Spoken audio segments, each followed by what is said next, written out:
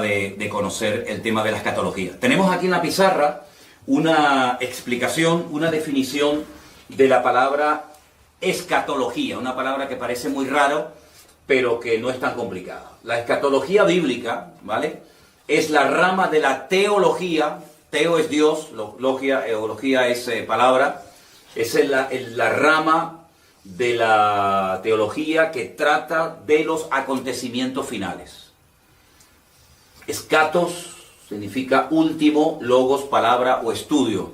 Entonces es el estudio de las palabras que tienen que ver con los últimos tiempos. Yo sé que no es una palabra que se suele utilizar habitualmente en nuestro vocabulario de cada día, pero para que ustedes sepan que cuando hablamos de escatología no estamos hablando de nada raro, sino es la rama de la teología que estudia los acontecimientos finales. Hay parte de la teología que estudia la figura de Dios, hay parte de la teología que estudia la angelología, todo lo que tiene que ver con el mundo de los ángeles, con los demonios y todo eso. Hay parte de la teología que tiene que ver con la salvación, etcétera, etcétera. Pero la parte de la teología que estudia los acontecimientos finales se llama escatología. En este caso, escatología bíblica. ¿De acuerdo? Entonces, es muy importante que nos demos cuenta de un principio que funciona a la perfección. Y es que la Biblia se interpreta a sí misma. Esa es una regla de oro que hay que tener siempre presente. Lo que usted a lo mejor está leyendo en Daniel y no entiende, te vas a lo mejor al Apocalipsis y no entiende, o viceversa. Vamos a hacer una prueba antes de entrar ya en materia, para explicar un par de capítulos muy fundamentales y necesarios de entender para poder entender el resto del tema de la escatología, para que ustedes se den cuenta lo importante que es entender otras cosas del libro de Daniel para poder interpretar adecuadamente el libro del Apocalipsis. Vamos a hacer un ejemplo. Vamos a ir, por ejemplo, al capítulo 13 del libro del Apocalipsis. El último libro de la Biblia, concretamente en el capítulo 13, los primeros versículos, vamos a leerlos para los hermanos que nos están escuchando. Apocalipsis 13, del 1 al 2. Y se van a dar cuenta que si ustedes no tienen una base bíblica para poder interpretar estos textos, ustedes no van a entender absolutamente nada, que es lo que les suele pasar a mucha gente, que cuando se quieren meter a estudiar escatología bíblica, como no tienen una base, el libro de Apocalipsis les aburre y entonces lo dejan para más adelante porque no entienden nada. Apocalipsis 13:1 dice: me paré sobre la arena del mar y vi subir del mar una bestia. Fíjense el dato que nos da aquí. Tenía 7 cabezas y 10 cuernos.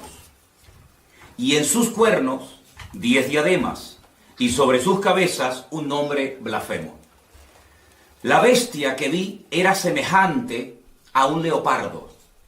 Sus pies como de oso. Y su boca como boca de león. Y concluye el versículo 2 diciendo que el dragón le dio 3 cosas. Le dio poder, le dio su trono y le dio grande autoridad. Ahora, está bien claro que este animal no existe. No hay ningún animal que se parezca a un leopardo, pero que cuando observa sus pies es como un oso y cuando habla es como un león.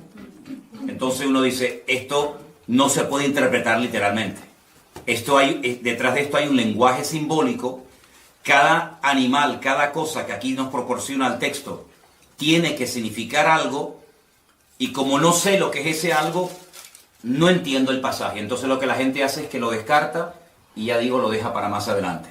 Entonces, lo primero que vamos a estudiar esta tarde es la figura o la imagen del rey Nabucodonosor. Y nos vamos al capítulo 2 del libro de Daniel. Leí estos versículos de Apocalipsis 13 para que os deis cuenta que si ustedes no entienden el pasado, no pueden entender el futuro.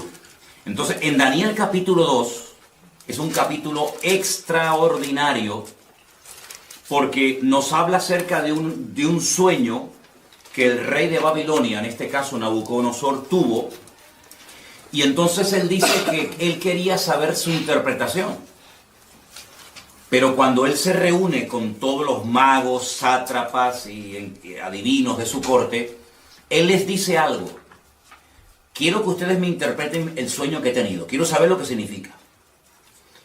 Pero lo primero que quiero es que me digan qué fue lo que soñé. Y cuando yo vea que ustedes han sido capaces de contarme lo que yo soñé, entonces yo sabré que ustedes son capaces de interpretarme el sueño. Claro, esto nunca se había pedido. Las personas que estaban a su alrededor en la corte le dijeron, pero rey, ¿cómo te vamos a interpretar el sueño si no nos lo cuentas? Cuéntanos el sueño y nosotros te diremos lo que significa. Y él dijo, de eso nada. Si no me cuentan el sueño y a continuación su interpretación, los mando a matar a todos. Daniel, que vivía en el palacio del rey Nabucodonosor, pidió tiempo. Dijo, bueno, dame tiempo, vamos a orar, a ver si el Señor me quiere interpretar o me quiere dar la interpretación y a continuación también el sueño que has tenido. Vamos a Daniel capítulo 2. Después de orar y de buscar al Señor intensamente en oración, el Señor le reveló a Daniel lo que había soñado y lo que significaba ese sueño. Estamos en Daniel capítulo 2, versículo 27. Daniel capítulo 2, versículo 27. El misterio que el rey demanda, ni sabios, ni astrólogos, ni magos, ni adivinos lo pueden revelar al rey. Así de claro. Esto es imposible. Porque jamás en la historia había ocurrido que un rey quiere que le cuenten primeramente el sueño y después la interpretación. Pero hay un Dios en los cielos, el cual revela los misterios, y él le ha hecho saber al rey Nabucodonosor lo que ha de acontecer en los postreros días. He aquí tu sueño y las visiones que has tenido en tu cama. Versículo 29. Estando tú, oh rey, en tu cama, te vinieron pensamientos por saber lo que había de ser en lo porvenir. Y el que revela los misterios te mostró lo que ha de ser. Y a mí me ha sido revelado este misterio, no porque en mí haya más sabiduría que en todos los vivientes, sino para que se dé a conocer al rey la interpretación y para que entiendas los pensamientos de tu corazón. Daniel no se está atribuyendo ninguna gloria para sí mismo, sino que él lo que está dejando bien claro es que no hay hombre alguno en la tierra que sea capaz de interpretar esto, ni siquiera él. Pero sin embargo él exalta y levanta la figura de su Dios y dice, pero hay un Dios en los cielos que lo sabe todo, que lo conoce todo. Ahora, la interpretación del sueño es algo impresionante, porque te vas a dar cuenta de que Dios es el que conoce y revela la historia cuando Él quiere y como Él quiere. Escucha la interpretación del sueño. Versículo 31. Tú, oh rey, veías y aquí una gran imagen, esta imagen que era muy grande y cuya gloria era muy sublime, estaba en pie delante de ti, y su aspecto era terrible.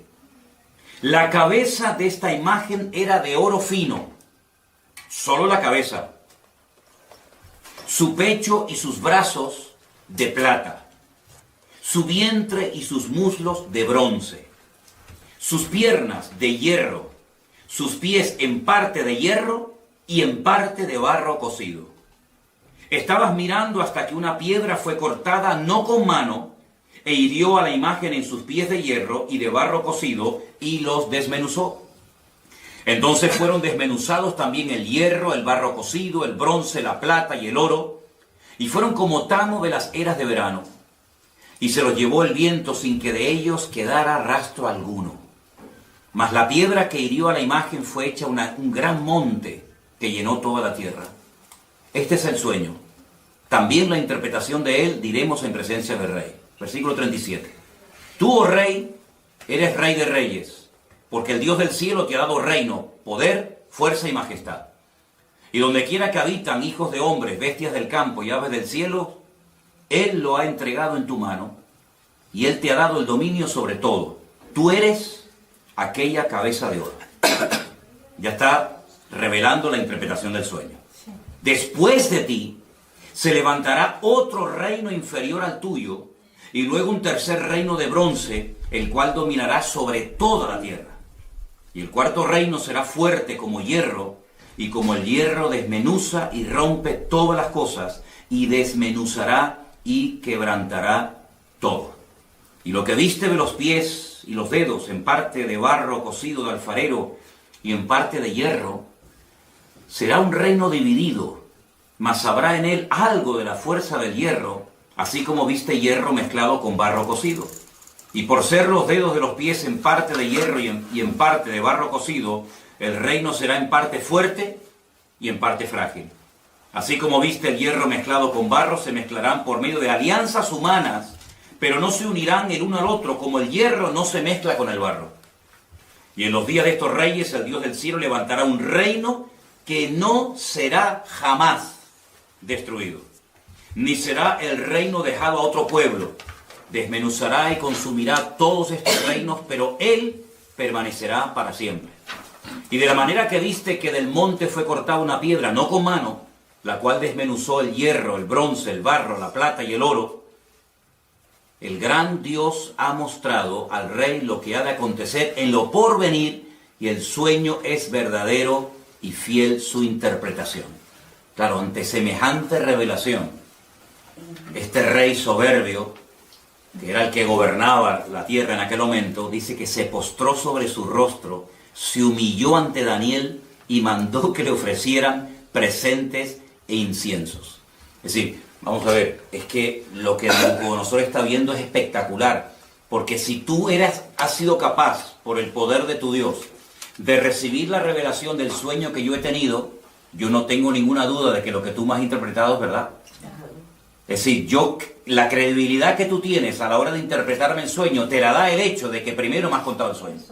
Y esto es algo realmente descomunal. Ahora, tenemos aquí, lo íbamos a poner en la pantalla, pero nos falló a última hora el proyector.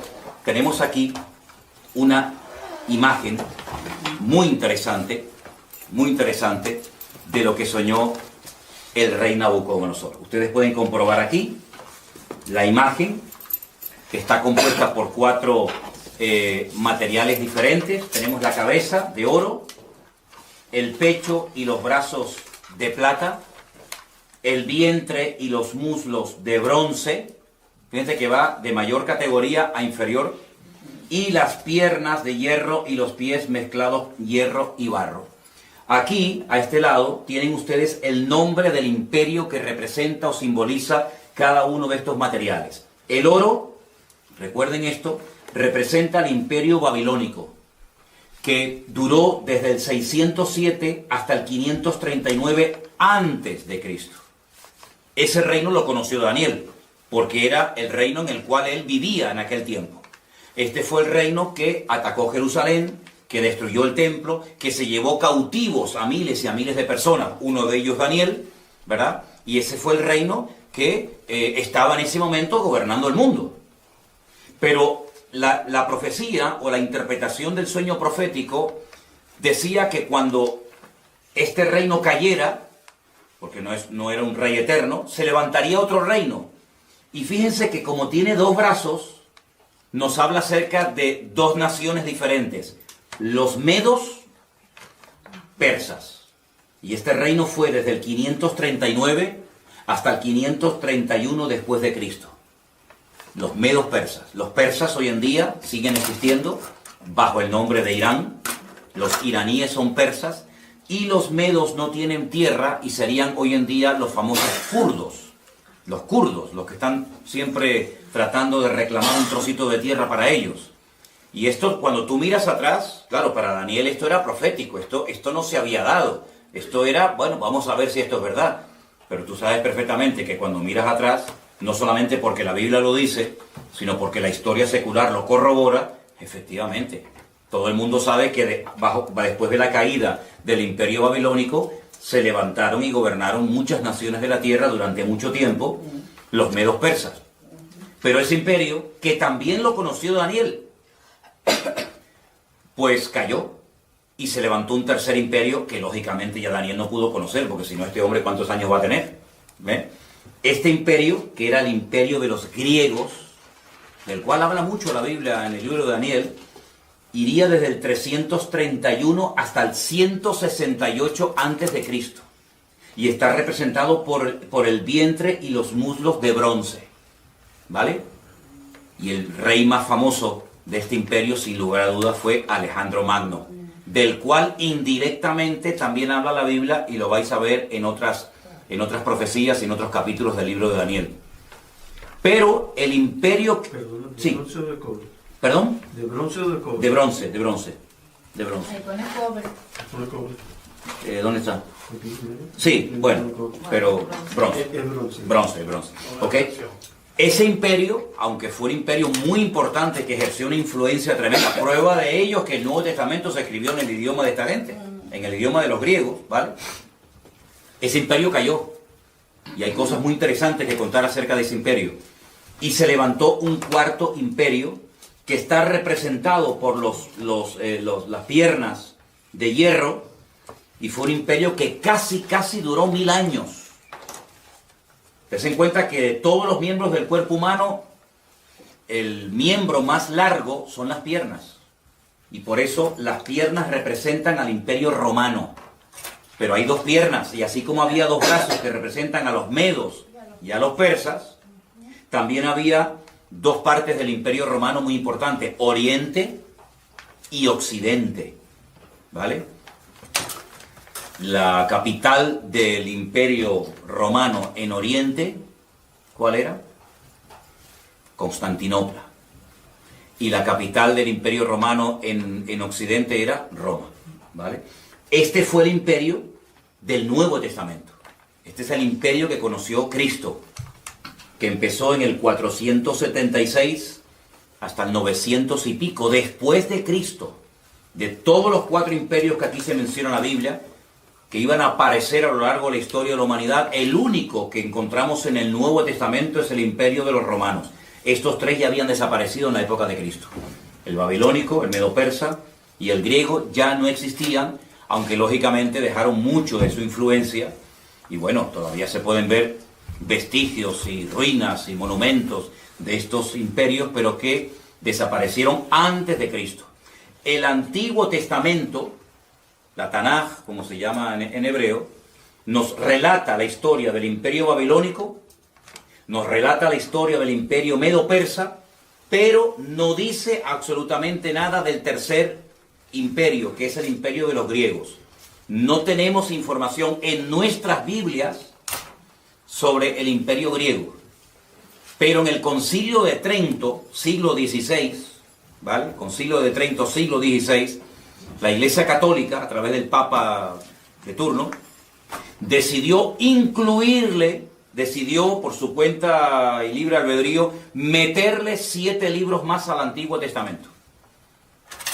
Y uno de esos libros, yo les recomiendo que lo lean. Se llama Primera de Macabeos y Segunda de Macabeos. Por eso si alguien te dice, oye, ¿por qué la Biblia de ustedes tiene 66 libros y la de los católicos tiene 72? ¿Es que ustedes le han quitado libros? No, es al revés. No es que nosotros le hayamos quitado libros, es que ustedes le han metido libros.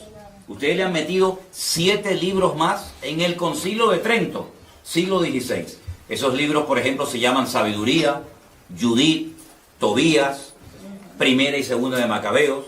Y esos libros de Primera y Segunda de Macabeos son la historia, son la historia de la influencia del imperio griego durante el tiempo que se dividió el imperio griego. Cuando Alejandro Magno se muere, pues se divide en 4, que ya hablaremos en su momento acerca de eso, y entonces el Antiguo Testamento termina contándonos la historia de los medos persas, pero claro, si tú estás estudiando esta profecía, tú dices, bueno, pero ¿y entonces los griegos?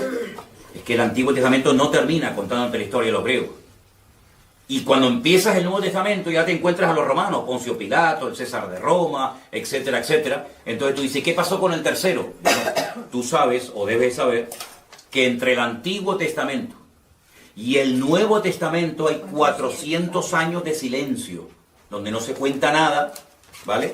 Y entonces por eso los griegos no aparecen en el Antiguo Testamento, pero estaba profetizado por el Señor de que habría un tercer imperio llamado el imperio de los griegos, de los macedonios. ¿De acuerdo?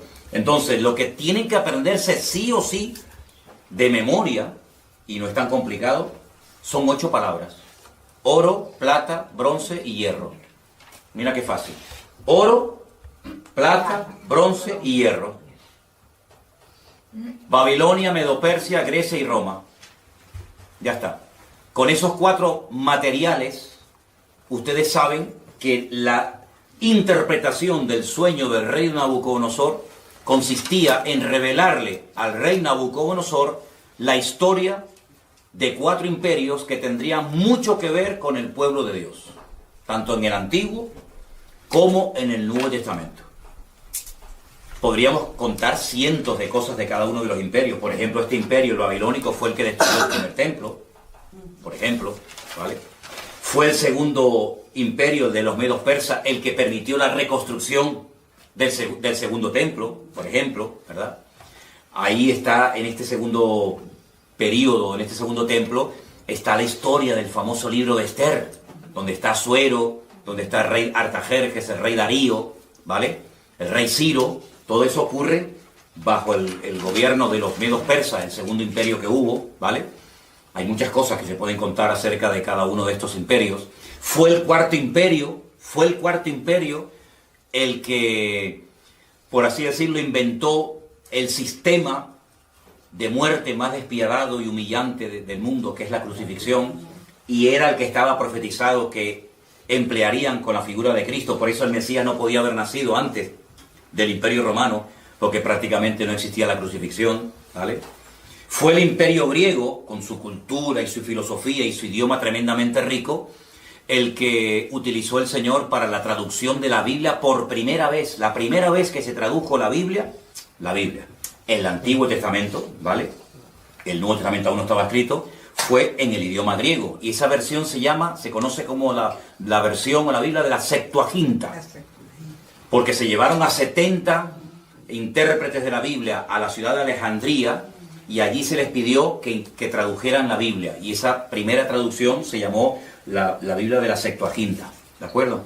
Ahora bien, esta imagen fue un sueño que tuvo el rey Nabucodonosor. Ahora pueden entender ustedes la soberbia de este rey cuando le dice Daniel: tu reino es solamente la cabeza de oro. Pero cuando tu reino caiga, se levantará un segundo, un tercer y un cuarto imperio. Pero si ustedes siguen leyendo el libro de Daniel, se van a dar cuenta que en el capítulo 3, él manda a construir una imagen toda de oro, desde la cabeza hasta los pies.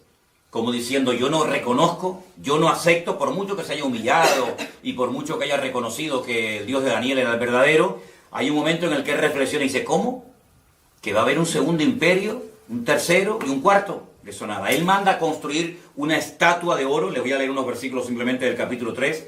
El rey Nabucodonosor, verso 1, hizo una estatua de oro cuya altura era 60 codos, su anchura era de 6 codos, la levantó en el campo de Dura, en la provincia de Babilonia. Un atentado contra la revelación divina, como diciendo: toda la estatua va a ser de oro porque mi reino va a durar eternamente y para siempre. Y ese fue el gran milagro de aquellos 3 jóvenes que dice la Biblia que no quisieron postrarse ante la imagen de oro y fueron arrojados dentro de un horno de fuego, y el Señor los salvó milagrosamente de la muerte. Y otra vez el rey Nabucodonosor cae de rodillas y reconoce que el Dios de estos chicos es el Dios verdadero. Pero bueno, vendrán otros momentos en los que demostrará su soberbia y su orgullo, porque a pesar de las cosas tremendas que está viendo, él sigue, como decimos aquí, R con su actitud, ¿no? De no querer reconocer las cosas. Entonces, queda claro la interpretación de este sueño, queda claro, ¿no? ¿Vale? Los 4 imperios ya forman parte de la historia, pero ¿qué es lo que ocurre? En el capítulo 2 del libro de Daniel es donde aparece este sueño con su correspondiente interpretación. Pero, a su vez, Daniel también tiene un sueño, en el capítulo 7. Entonces vamos al capítulo 7 del libro del profeta Daniel y vamos a leer algunos versículos en esta tarde. ¿Los hermanos de Bélgica nos están escuchando bien? Ok, perfecto. Les mandamos un saludito a todos los hermanos de Bélgica. Y a todos los que nos están viendo de muchas partes, hermanos de Estados Unidos y de México y de muchos lugares, que el Señor les bendiga a todos. Daniel capítulo 7. Y van a ver lo importante que es entender la interpretación de este sueño que tuvo Daniel para poder entender los primeros versículos que leímos en esta tarde de Apocalipsis capítulo 13, donde no se entendió nada, pero vais a ver qué importante. Daniel capítulo 7, voy a pedirles a algunos de ustedes que lea un versículo, yo leo el siguiente, pero tienen que leerlo fuerte porque estamos grabando, ¿de acuerdo?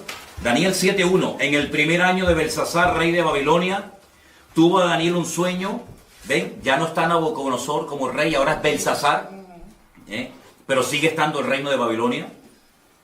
Tuvo un sueño y visiones de su cabeza mientras estaban en su lecho.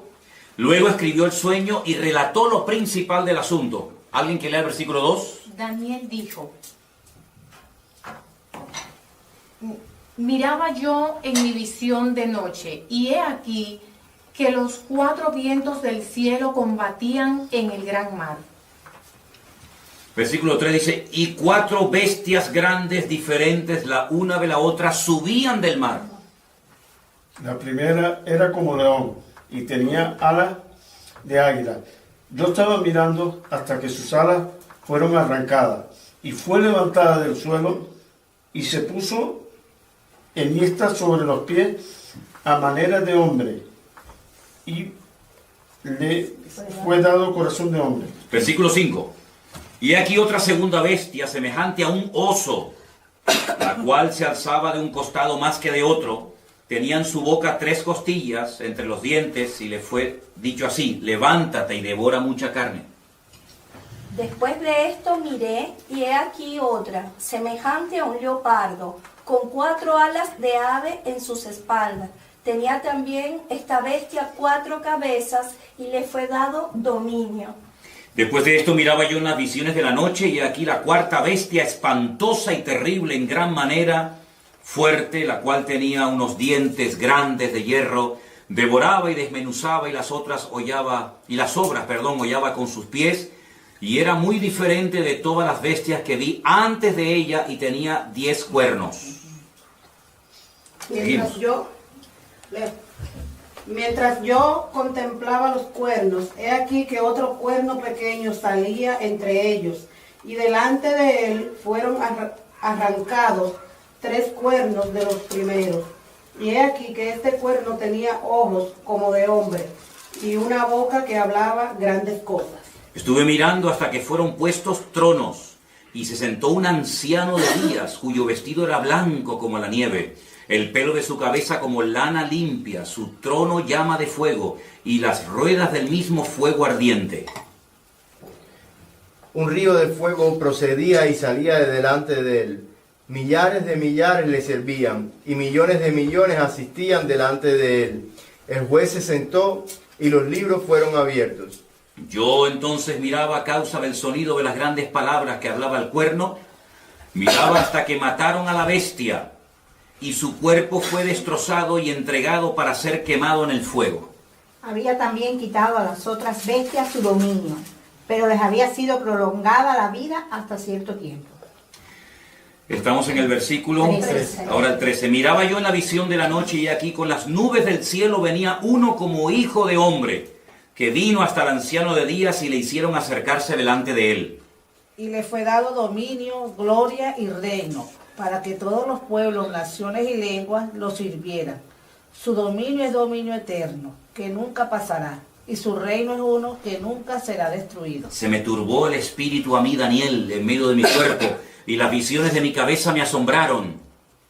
Me acerqué a uno de los que asistían y le pregunté la verdad acerca de todo esto, y me habló, y me hizo conocer la interpretación de las cosas. Escuchen, estas 4 grandes bestias son 4 reyes que se levantarán en la tierra. Primer dato interesante, verso 18. Después recibirán el reino los santos del Altísimo, y poseerán el reino hasta el siglo, eternamente y para siempre. Entonces tuve deseo de saber la verdad acerca de la 4ª bestia, que era tan diferente de todas las otras. Espantosa en gran manera, tenía dientes de hierro, uñas de bronce, que devoraba y desmenuzaba y las sobras hollaba con sus pies. Asimismo, acerca de los 10 cuernos que tenía en su cabeza y del otro que le había salido, delante del cual habían caído 3, y este mismo cuerno tenía ojos y boca que hablaba grandes cosas, y parecía más grande que sus compañeros. Y veía yo que este cuerno hacía guerra contra los santos y los vencía. Hasta que el anciano vino y se hizo justicia a los santos del Altísimo. Y llegó el tiempo y los santos recibieron el reino. Podríamos seguir leyendo todo el resto del capítulo que no tiene desperdicio. Y creo que es bueno que lo leamos, porque lo que más le llamó la atención a Daniel fue la cuarta bestia. Sobre todo, ¿no?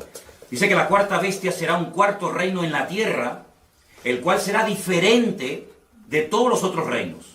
Y a toda la tierra devorará, trillará y desmenuzará. Despedazará, perdón. Y los 10 cuernos significan que de aquel reino se levantarán 10 reyes, y tras ellos se levantará otro, el cual será diferente de los primeros, y 3 reyes derribará. Y hablará palabras contra el Altísimo, y a los santos del Altísimo quebrantará, y pensará en cambiar los tiempos y la ley, y serán entregados en su mano hasta tiempo, tiempos y medio tiempo. Pero se sentará el juez y le quitarán su dominio para que sea destruido y arruinado hasta el fin. Y que el reino y el dominio y la majestad de los reinos debajo de todo el cielo sea dado al pueblo de los santos del Altísimo, cuyo reino es reino eterno, y todos los dominios le servirán y le obedecerán. Aquí fue el fin de sus palabras. En cuanto a mí, Daniel, mis pensamientos me turbaron y mi rostro se demudó, pero guardé el asunto en mi corazón. Tremendo las visiones y los sueños que esta gente tenía, ¿verdad? Ya el primer sueño del rey Nabucodonosor quedó interpretado. Ahora vamos a interpretar, vamos a decir qué es lo que significan estas 4 bestias que ustedes tienen aquí en la imagen. No sé si se verán bien, porque depende de donde estén sentados, se ve mejor o peor. Primer animal que vio Daniel, un león con alas. Un león con alas. Segundo animal que ve, un oso con 3 costillas en la boca, y dice que está apoyado sobre una pierna más que de otro.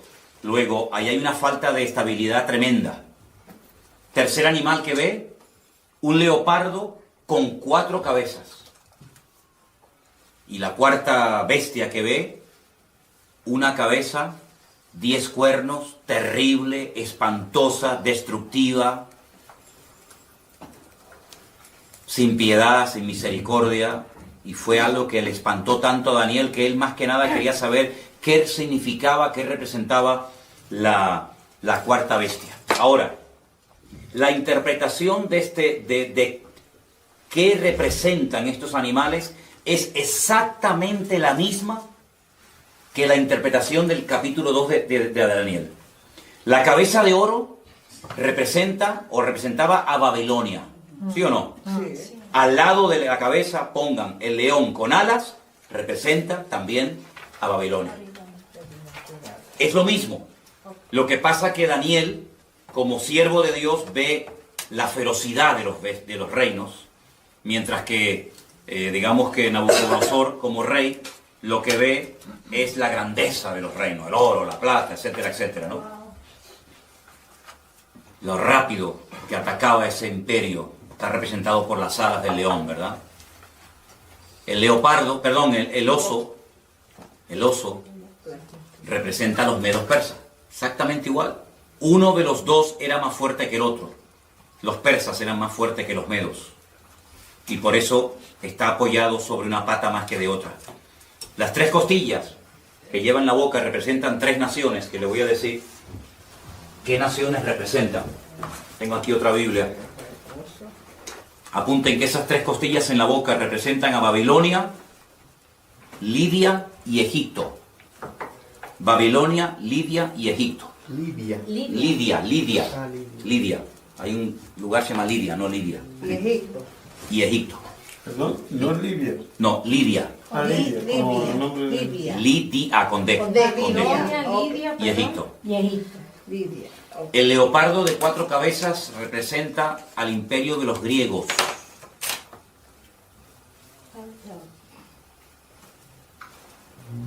el imperio de los griegos.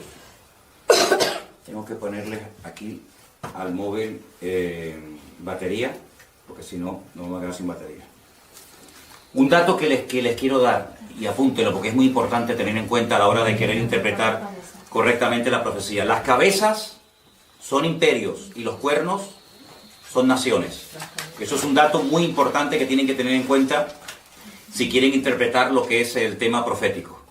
Las cabezas siempre son reinos y los cuernos, naciones. Naciones o pueblos. ¿Vale? ¿Ok? Y la cuarta bestia representa a Roma, el imperio romano. La de los 10 cuernos. 10 cuernos, pero una cabeza. Una cabeza, exacto. Esa misma bestia la van a ver en el Apocalipsis con los 10 cuernos, pero con 7 cabezas, en vez de con una. ¿Vale? Ya explicaremos por qué. Representa a Roma. A Roma. Pero no se olviden que la Biblia dice que de esa bestia, o de ese territorio que ocupó esa bestia de Roma, saldrán 10 cuernos, 10 naciones. Y de esas 10 cuernos sale uno, que es lo que llaman el cuerno pequeño, que hablaba blasfemias contra los santos del Altísimo, que le hacía guerra a los santos del Altísimo y los vencía. Ahora, en ese momento, los santos del Altísimo no eran los cristianos. La iglesia ni existía. La iglesia ni había nacido. Estamos cientos de años antes de Cristo, ¿vale? Por lo tanto, está haciendo una referencia directa a los ataques que recibirían los santos en aquel momento, que era el pueblo de Israel, ¿vale? Para saber ubicar cada cosa en su sitio. Entonces tenemos que el oro y el león con alas es Babilonia. Es lo mismo, sí, pero visto desde dos puntos de vista diferentes. Uno como estadista, que es lo que era el rey Nabucodonosor, otro como profeta. El leopardo, perdón, el oso es medo-persa, exactamente igual que la plata del pecho y lo de los brazos. El bronce, que representa a los griegos, está representado por el leopardo de 4 cabezas. ¿Por qué? Porque cuando muere Alejandro Magno, su imperio se divide en 4. Apunten estos 4 nombres, son un nombre un poquito raro, pero es bueno que los anoten. Lisimaco, Seleuco, Ptolomeo y Casandro. Lisimaco, repito, sí, voy despacio, perdón. Lisimaco, me hacen así los hermanos, me hacen así. Lisimaco, Seleuco, Ptolomeo y Casandro. ¿Eso qué era? Eso eran los 4 generales que se repartieron el territorio que le perteneció a Alejandro Magno, que muere a la edad de 30 años cuando él intenta reconstruir la ciudad de Babilonia. ¿Ok? ¿Puedes repetir el tercero? A ver. Ptolomeo, Casandro, Seleuco, No, Silimaco. Silimaco, sí, pero Ptolomeo, Casandro, Seleuco y Lisimaco. Recuerden ese nombre Seleuco, porque ustedes van a oír mucho del imperio griego, que tiene que ver mucho con Israel, de los famosos seleucidas. Los seleucidas, cuando ustedes vayan a leer en la Biblia católica esos libros de historia de Israel que le añadieron, como dije antes, en el siglo XVI, Concilio de Trento, al Antiguo Testamento, ustedes van a encontrar un personaje terrible, llamado Antíoco Epifanes. Ese era un seleucida, porque el imperio romano se dividió en 4 y la parte que a él le correspondió era la parte que conocemos hoy en día como Israel. Y este es el que coge un cerdo y lo sacrifica en el altar en el templo de Jerusalén. Porque podríamos hablar mucho, largo y tendido, acerca de las estrategias de estos 4 imperios. Por ejemplo, el primero destruyó el templo. Él no quería que hubiera ningún templo más que el de ellos. Pero el segundo imperio manda a construir el templo. El tercer imperio no lo destruye, pero lo profana. Y el cuarto imperio lo vuelve a destruir. Entonces son las distintas estrategias de Satanás a lo largo de la historia, de cómo él ataca al pueblo de Dios. Uno lo destruye a otro intenta que se asimilen a la cultura de los griegos. De hecho, el templo en la época de los griegos se había convertido en una especie de gimnasio, donde tenían sus ídolos y sus estatuas, ¿se dan cuenta? Entonces todo esto es muy interesante que lo sepa. Y la cuarta bestia es nada más y nada menos que Roma, ¿sí? Vamos a ponerles aquí a los hermanos para que sigan viendo el estudio, ¿ok? De acuerdo. Les voy a poner aquí una imagen. Aquí tienen ustedes, por ejemplo, ¿veis? Al oso, ¿veis? El oso con las 3 costillas en la boca representa a los medos persas, ¿sí? Vamos a ver si puedo ponerles otras imágenes, porque a veces, como dice el refrán, una imagen vale más que 1000 palabras, ¿no? Tenemos, por ejemplo, miren esta imagen de aquí tenemos el león con las alas. ¿Quién era el león con las alas? Babilonia, ahí lo tenemos. Bueno, en algunos lugares, aquí en Santa Cruz, hay edificios que en lo alto tienen un león con alas. De hecho, hay una compañía de seguros. Hay una compañía de seguros que su símbolo es el león con alas. Y hay edificios de los antiguos masones en Santa Cruz de Tenerife que aparecen en las fachadas y en las azoteas leones con alas, porque se identifican con el imperio de Babilonia. La palabra Babilonia viene de Babel, que significa confusión. Esa famosa torre de Babel, allí se estaba construyendo. ¿Y cuál era la capital en aquel tiempo de esta gente? Pues era Nínive, a donde quería mandar el Señor a su siervo, el profeta Jonás, ¿no? Entonces, vamos a ir otra vez a Apocalipsis capítulo 13 y vamos a cambiar las palabras que aparecen ahí por los nombres de los imperios. Y vas a ver cómo lo vas a entender ahora perfectamente. Al principio, Apocalipsis 13, 1 y 2, lo leímos y nadie entendió nada. Ahora vas a ver que lo vas a entender perfectamente con esta pequeña explicación que te he dado. ¿Alguien que me lea los 2 primeros versículos, por favor? Me paré sobre la arena del mar y vi subir del mar una bestia que tenía 7 cabezas y 10 cuernos, y en sus cuernos 10 diademas y sobre sus cabezas un nombre blasfemo. Ok, ahora vamos a sustituir el nombre de los animales por los imperios que representan.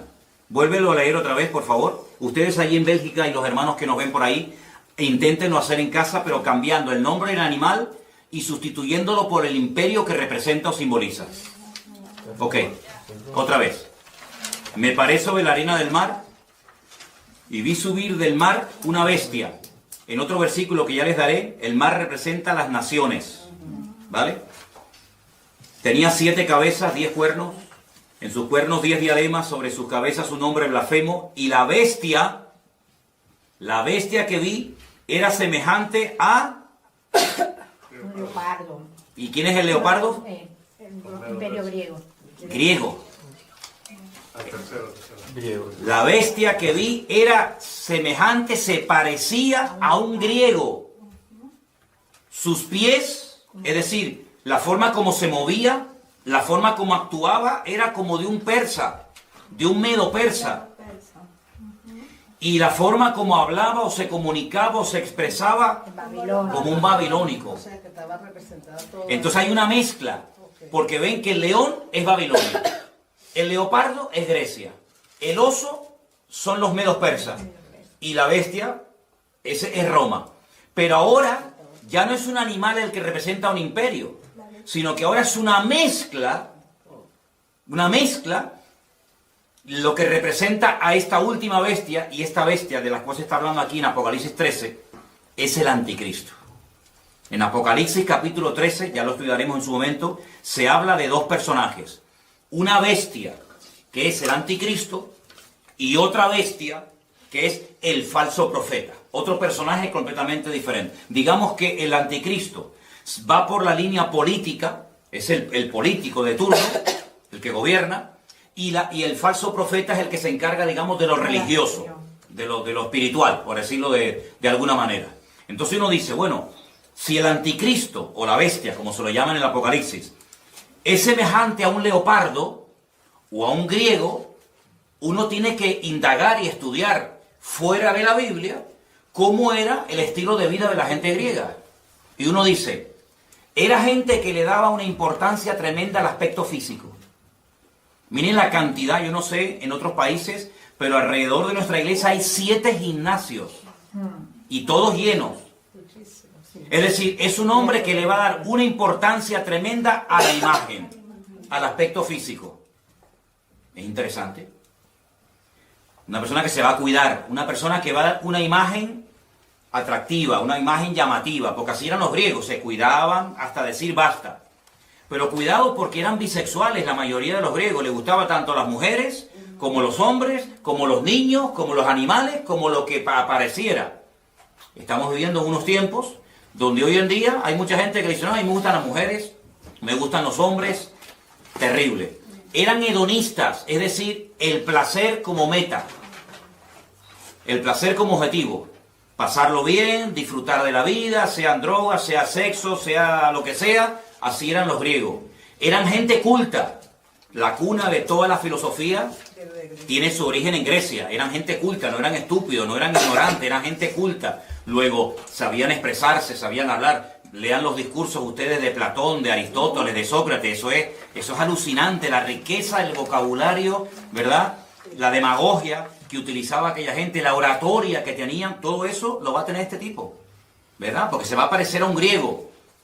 Pero además dice que sus pies, su forma de actuar, era como de un oso. Y los osos son los persas. Claro. Oigan hablar ustedes a los persas, te cautivan. Hablan así, muy suave. Calmado. No es como los árabes que hablan muy brusco, muy cerrado, muy bruto el idioma, ¿no?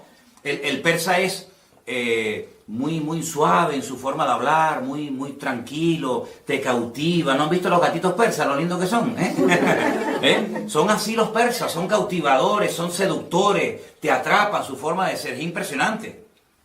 Pero dice la Biblia que su boca es como la de un león, destructivos a más no poder.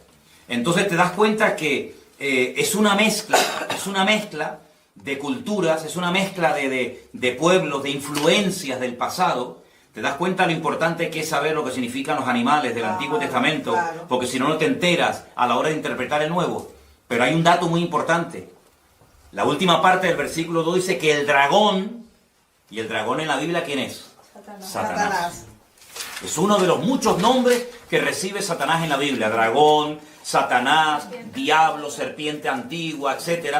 El dragón o Satanás le dio poder, su trono, una sede de gobierno y grande autoridad. Sería interesante preguntarnos dónde está la sede de gobierno mundial, o por lo menos europea, de Satanás hoy en día. Porque cuando estudiemos las iglesias del Apocalipsis, ustedes van a ver que hay un mensaje a una iglesia, y a esa iglesia le dice el Señor, yo sé dónde ustedes tienen su congregación. Ustedes tienen la iglesia, ustedes se congregan donde hoy por hoy Satanás tiene su trono. Pero Satanás no tiene hoy en día su trono allí. Entonces tú te vas a dar cuenta de que las naciones que se van a unir en los últimos tiempos para apoyar al anticristo son naciones que surgen del antiguo territorio del Imperio Romano. Y entonces uno tiene que estudiar la historia y preguntarse, ¿y los romanos qué parte del mundo conquistaron? ¿América? No. ¿Oceanía? Tampoco. Los romanos conquistaron toda Europa, todo el norte de África y Oriente Medio. Por eso ven dos piernas, porque una pierna representa un continente y la otra pierna representa la otra parte, África y Occidente. Qué curioso que el único continente del mundo que se ha unido militarmente, económicamente, políticamente, etcétera, etcétera, etcétera, ¿cuál ha sido? Europa. Europa hace años se enfrentó en una guerra donde murieron 65 millones de personas. donde franceses, alemanes, ingleses, austríacos, polacos, todos se odiaban. Sin embargo, hoy en día son amigos y se sientan todos a comer en la misma mesa. Hubo una primera guerra mundial donde murieron millones de personas. Es decir, el único continente donde se han llevado a cabo 2 guerras mundiales ha sido Europa. Y sin embargo, hoy en día se han unido y hay una sede de gobierno hoy por hoy en Europa que está desde donde nos están viendo ahora mismo nuestros hermanos de Bélgica, allí en Bruselas, desde donde está la sede de gobierno europeo, y lo que se aprueba ahí afecta para bien o para mal al resto de Europa. De hecho, los españoles, los franceses, los alemanes, etcétera, tienen sus eurodiputados, sus representantes en ese lugar donde se dictan leyes de todo tipo. Entonces se dan cuenta de que lo que antes era un sueño o algo imposible, que incluso tuviéramos una moneda en común, los alemanes, los franceses, los italianos, los belgas, los portugueses, los griegos, etcétera, hoy en día es una realidad, ¿verdad? El euro, Europa, hasta nuestro nombre, hasta el nombre de nuestro continente tiene nombre de mitología griega. Estudien, vean, yo no lo voy a decir, pero estudien ustedes, indaguen quién fue Europa. ¿Quién fue Europa? ¿De dónde viene el nombre Europa? Era parte de la mitología de la historia griega. Entonces se dan cuenta que el imperio griego ha caído, pero la influencia griega sigue estando hoy en día, vamos, entre nosotros de una forma tremenda, tremenda. Entonces, por una parte uno ve gente muy culta, pero por otra parte ve a esa gente tan culta que son después unos auténticos salvajes y unos auténticos liberales, porque va a haber una mezcla de cultura, de salvajismo, de religiosidad, de espiritualidad. Ah, y una cosa, los griegos eran muy religiosos.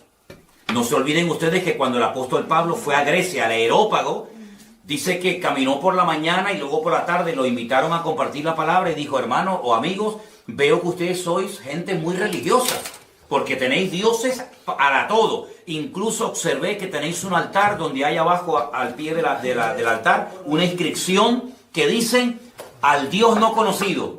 Por si acaso se nos queda alguno por no adorar, también lo adoramos. Y Pablo, aprovechando esa coyuntura, dijo: yo os vengo a hablar de ese Dios que ustedes ignoran, y que comenzó a predicarles la palabra, ¿no? Entonces, vamos a estudiar en estas clases, paso a paso, cómo poder interpretar los capítulos del libro del Apocalipsis, pero antes de meternos a estudiar en profundidad los capítulos y los personajes, tenemos que tener las herramientas para interpretar. Ya sabemos interpretar los materiales. Si yo les digo la plata, los medos persas. El oro, Babilonia. El leopardo de 4 cabezas, que representa la división del imperio griego cuando muere Alejandro Magno, los 4 generales, ya sabemos quiénes son, los griegos. La bestia con una cabeza y 10 cuernos, los romanos. El león con alas, los babilónicos.